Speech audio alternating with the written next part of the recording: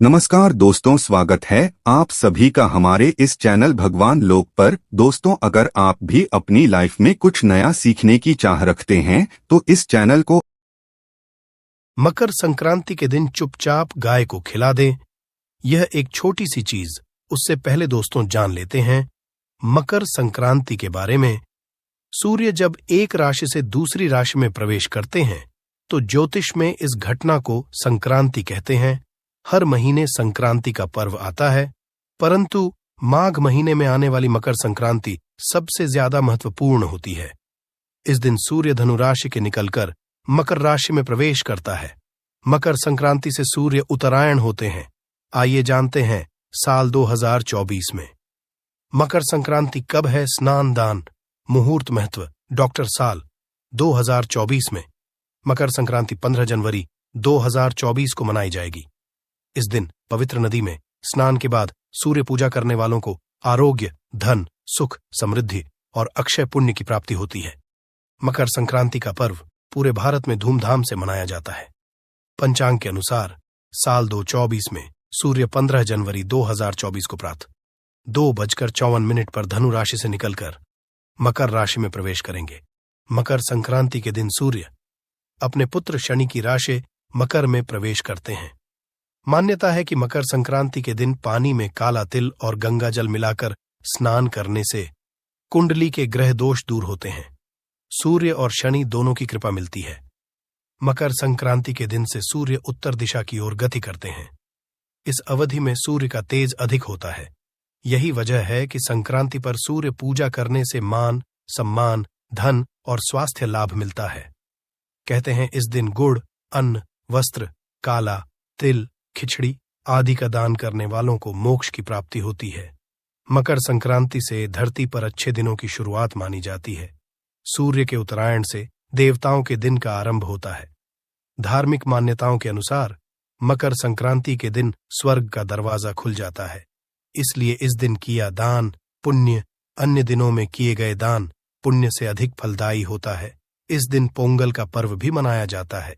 वास्तव में 15 जनवरी मकर संक्रांति के दिन अगर आप ये उपाय कर लेते हो तो यकीनन आप पर मां लक्ष्मी की कृपा होगी और आप धनवान बन जाओगे। आप धनवान न बने तो मुझे बताना दोस्तों, बस जो उपाय आपको बताया जाए वह उपाय कर लेना। चलिए जानते हैं 15 जनवरी मकर संक्रांति दिन चुपचाप गाय को दे। यह एक छोटी सी चीज। रोडपति भी होंगे, करोड़पति मिलेंगे, सभी संकट और कष्टों से मुक्ति, मृत्युदंड, पितृदोष तुरंत होगा खत्म। पूरे साल आपके भरे रहेंगे अन्न धन के भंडार। यूं कहे कि आपकी 7 पुश्तें तक करेंगे। रुपयों पैसों पर राज दोस्तों, 7 पीढ़ियों तक बैंक बैलेंस बढ़ता चला जाएगा। सभी दुख, दर्द, संकट, कष्ट है वह दूर हो जाएंगे और सभी सुख आपके कदमों में आ जाएंगे। सभी सुख आपके चूमेगी। यदि आप यह एक छोटी और खास चीज चुपचाप गाय को खिला देते हैं तो तत्काल गरीबी आपके जीवन से खत्म हो जाएगी। यूं कहे मानव रंग से राजा बन जाता है और 33 कोटि देवी देवताओं को धारण करने वाली गौ माता की भी कृपा मानव पर आजीवन बरसती है। मानव के घर में कभी भी अन्न धन वस्त्र कमी नहीं होती है। धन के भंडार मानव के घर में भरे रहते हैं। मानव के जीवन से गरीबी खत्म हो जाती है। तो दोस्तों, कौन कौन से वे गाय से जुड़े खास और महत्वपूर्ण उपाय हैं जिन्हें यदि आप 15 जनवरी मकर संक्रांति दिन कर लेते हैं तो दोस्तों यकीन मानिए आपके घर में अन्न धन के भंडार सदैव भरे रहेंगे। जो भी जीवन दुख, दर्द, संकट, कष्ट है वह सभी दूर हो जाएंगे। इस वीडियो में हम आपको उसी एक खास और महत्वपूर्ण चीज के बारे में बताएंगे, क्योंकि आपको 15 जनवरी मकर संक्रांति के दिन गाय को जरूर लानी है। तो दोस्तों, अपने फायदे के लिए पूरा वीडियो देखना।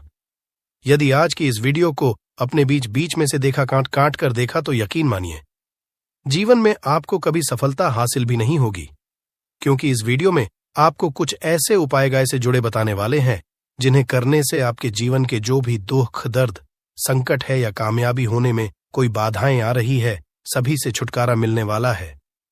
यूं कहे कि आपके जीवन में अपार मन, सुख, संपत्ति की प्राप्ति हो जाएगी। कभी भी धन से संबंधित परेशानी नहीं रहेगी। आर्थिक स्थिति आपकी प्रबल हो जाएगी। धन प्राप्ति के योग बन जाएंगे और जीवन में सदैव अन्न धन के भंडार आपके घर में भरे रहेंगे। अन्न धन वस्त्र कभी कमी नहीं होगी आपके घर में। तो दोस्तों, आज का वीडियो पूरा देखकर जाना यदि आप चाहते हैं आपके और आपके परिवार पर सदैव गौ माता की कृपा से, आपके पितरों की कृपा से, देवी देवताओं की कृपा से। तो दोस्तों, वीडियो को पूरा देखकर जाना। बहुत ही फायदेमंद वीडियो है। पूरे 500 सालों के बाद ऐसे दुर्लभ संयोग में है। तो पूरा वीडियो देखकर जाना यदि आप लाभ हासिल करना चाहते हैं और 7 पीढ़ियों तक कभी कोई किसी तरह की कमी ना हो, ये फल चाहते हैं, तो वीडियो को पूरा देख के जाना। बहुत ही लाभप्रद वीडियो है आपके लिए। दोस्तों, वीडियो को आगे शुरू करें उससे पहले आपसे रिक्वेस्ट करते हैं वीडियो को लाइक कर देना और कमेंट बॉक्स में सच्चे दिल से जय गौ माता जरूर लिख देना, जिससे माता की कृपा आपके और आपके परिवार के ऊपर सदैव बरसती रहे। और ज्यादा से ज्यादा वीडियो को शेयर जरूर करना ताकि और लोग भी इस वीडियो के माध्यम से लाभ हासिल कर सके। इन उपायों को करने से अपने जीवन में सदैव धन सुख संपत्ति की प्राप्ति कर सके। तो शेयर करना ना भूले इस वीडियो को, जिससे और लोगों का भी भला हो। आपको बता दें, इस दिन तीर्थ स्नान करना बहुत ही फलदायी गया है। यदि कहीं तीर्थ स्थान पर पवित्र नदी में स्नान करना संभव ना हो तो आप क्या करें, घर पर ही नहाने वाले पानी में गंगा जल की कुछ बूंदें डालकर स्नान कर लें। और साथ ही साथ यदि आप स्नान आदि से निवृत्त हो जाएं, सर्वप्रथम तो अपने घर के पूजा स्थान को साफ कर वहां पूजा पाठ करें। आप और पितरों के निमित्त तर्पण, पिंड दान तो आपसे बने अन्न धन वस्त्र दान जरूर करें। और 15 जनवरी मकर के दिन दान करने से सभी मनोकामनाएं पूर्ण हो जाती हैं। 15 जनवरी मकर संक्रांति के दिन विशेषकर पूर्वजों की पूजन के लिए बहुत ही शुभ फलदायी समझा गया है। मकर संक्रांति के दिन पिंडदान करने से पूर्वजों की आत्मा को शांति मिलती है और उनको मोक्ष मिलता है। और आपको बता दे इस बार जो इस दिन पितृ पूजा के साथ साथ हनुमान जी मंगल देवता और भगवान शनिदेव की भी पूजा जरूर करनी चाहिए। आपको बता दें कि इस दिन यदि आप हनुमान जी और मंगल देवता भगवान शनिदेव की पूजा करते हैं तो मंगल का ग्रह जनित दोष भी दूर हो जाता है। मानव के जीवन में धन सुख संपत्ति की प्राप्ति हो जाती है। समस्त मनोकामना मानव की पूर्ण हो जाती है। और दोस्तों, साथ ही साथ अब बात करें आपको उस दिन, मतलब ये जो मकर संक्रांति के दिन है, इस दिन आपको एक उपाय तो जरूर करना है। गाय का उपाय बताने से पहले एक उपाय आपको बता दें, उपाय को जरूर करें। क्या करें कि शाम के समय पीपल के पेड़ के नीचे आपको सरसों का चौमुखी दीपक, आटे का दीपक बनाना है। चौमुखी, उसमें आपको कलावे की बाती लगाकर सरसों के तेल का दीपक जला देना है और बीच में 2 साबुत फूल वाले लौंग भी डाल दें।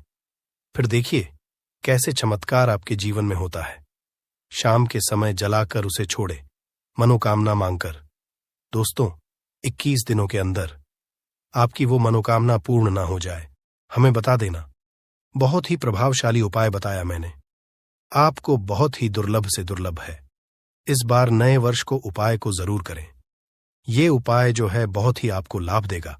और अब बात करें गाय से जुड़े कौन कौन से उपाय। आपको इस दिन, मतलब गाय से जुड़े उपाय जिन्हें करने से मानव को 7 पीढ़ियों तक बैंक बैलेंस की कमी नहीं होती, दुख दर्द संकट कष्ट दूर हो जाते हैं और सभी सुख मानव के कदमों में आ जाते हैं। कदम है सभी सुख और घर में अन्न धन के भंडार सदैव भरे रहते हैं, कोई कमी नहीं होती। किसी तरह कौन कौन से उपाय ध्यान से सुनना, जिस तरह बताए उसी तरह इन उपायों को आपको करना है। तो चलिए शुरू करते हैं। कौन कौन से गाय से जुड़े उपाय है। प्रभावशाली चमत्कारिक उपाय है जो कि आपकी किस्मत को चमका देंगे। मकर संक्रांति से आपको लाभ शुरू करते हैं। दोस्तों, सनातन परंपरा में गाय गंगा और गायत्री का बहुत ज्यादा धार्मिक महत्व है। मान्यता है गौ माता के शरीर पर 33 कोटि देवी देवताओं का वास होता है। गौ माता की पूजा करने वाले जातक पर इन सभी देवी देवताओं की कृपा बरसती है। गौ सेवा से न सिर्फ इस जन्म के बल्कि पूर्व के भी दोष दूर हो जाते हैं। गाय से हासिल पंचगव्य का उपयोग जरूर शामिल करें, क्योंकि पंचम गव्य के बिना कोई भी पूजा पाठ और हवन सफल नहीं होता। या दोस्तों, गौ कृपा पाने के लिए प्रतिदिन सप्ताह अथवा महीने में परिवार समेत एक बार गौशाला का नियम जरूर बनाए और वहां गायों को हरा चारा जरूर खिलाए। इससे आपको शुभ फलों की प्राप्ति होगी और साथ ही साथ गौ सेवा और गौ पूजा से 9 ग्रह शांत हो जाते हैं और इनसे जुड़े 200 का निदान हो जाता है। गर्मियों में गौ माता को पानी पिलाए और सर्दी में गौ माता गुड़ जरूर खिलाए। ध्यान रखे कि गर्मियों में गाय को गुद ना खिलाए।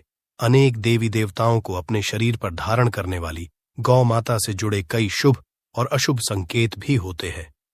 मसलन गाय का दूध धोते समय यदि गाय ठोकर मार दे और सारा दूध बिखर जाए तो अब शगुन होता है।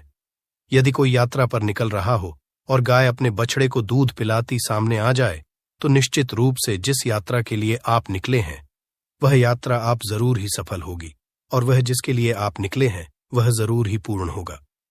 यात्रा पर जाते समय बाईं ओर गाय की आवाज और रात्रि में गाय की हुंकार करना भी शुभ होता है। दोस्तों, साथ ही साथ गाय के साथ आप भूलकर भी दुराचार न करें, अन्यथा मिलता है घोर पाप और जीवन भर की परेशानियां बनी रहती हैं।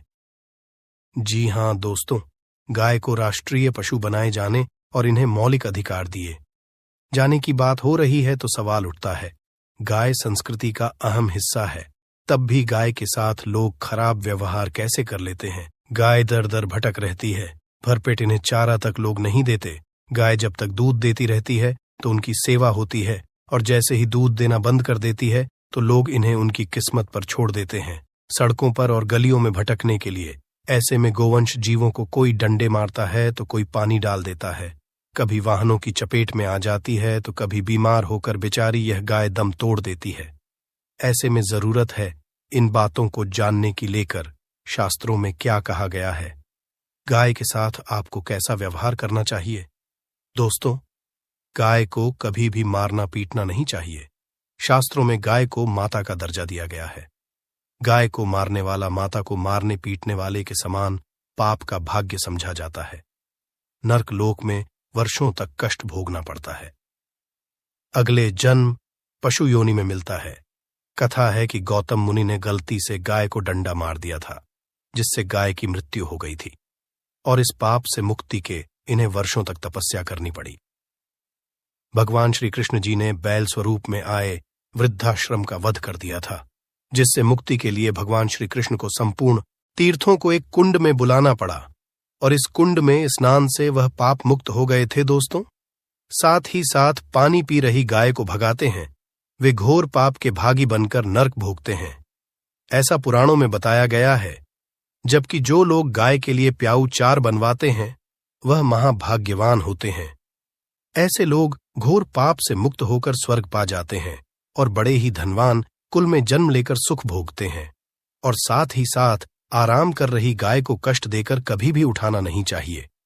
कहते हैं कि जिस स्थान पर गाय बैठी है वहां से नकारात्मक ऊर्जा खत्म हो जाती है। गाय के बैठने की जगह को जो लोग नियमित साफ रखते हैं वह जन्म में किए गए जाने अनजाने में पापों मुक्ति हो जाती है और गोलोक में स्थान पाते हैं। गाय को डंडा मारकर उठाना, पानी डालकर उठाने से मनुष्य पाप का भागी बनता है और अगले जन्म में उसे दर दर भटकना पड़ता है। और साथ ही साथ शास्त्रों में बताया गया है कि गाय का दूध उसके बछड़े के लिए होता है। गाय के बछड़े से बचा हुआ दूध ही मनुष्य को लेना चाहिए, परंतु कुछ लोग एक बार गाय को दूध लेने बाद फिर से बछड़े के लिए बचा हुआ दूध भी धो लेते। ऐसा करना घोर पाप कहा जाता है। ऐसे दूध को धोने वाला और ग्रहण करने वाला दोनों ही पाप के भागी बन जाते हैं। दोस्तों, साथ ही साथ शास्त्रों में कहा गया है कि गौवंश मतलब गाय और बैल के पीठ पर नहीं बैठना चाहिए। इनकी पीठ पर बैठने से महापाप लगता है। ऐसे लोगों को नरक की यातना भोगनी पड़ती है। एकमात्र देव के अंश के उत्पन्न नंदी ही गोवंशीय है, जिस पर स्वयं महादेव और महादेवी करती हैं, क्योंकि नंदी ने स्वयं अपनी इच्छा से महादेवी की सवारी बनना स्वीकार किया था।